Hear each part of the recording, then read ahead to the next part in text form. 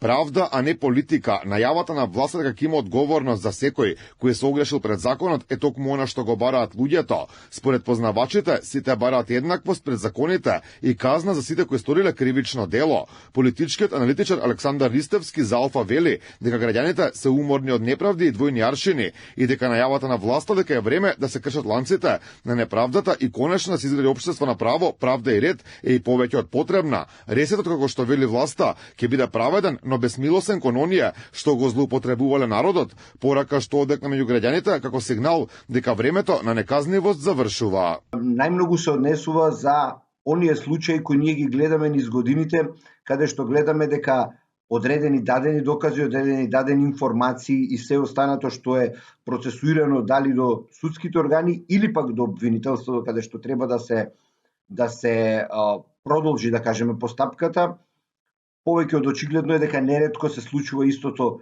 или да се одолговлекува, или да не се процесуира, или да се даде лошо или неквалитетно обвинение. Додека власта нуди решенија за правда, опозицијата обвинува за партизација на институциите. Според СДСМ немало понудена конкретна визија или модел како би се подобрил системот. Многумина сметаат дека системот бил урнисан и компрометиран во владењето на СДСМ и ДУИ. Според Ристевски, за да има правда и доверба кај луѓето, потребни се високи казни за оние кои се корумпирани и опфатени со криминал. Нема да постигнеме никаква промена во општеството се додека тоа што е повеќе од очигледно дека се злоупотребува, не се санкционира драстично и со максимални казни.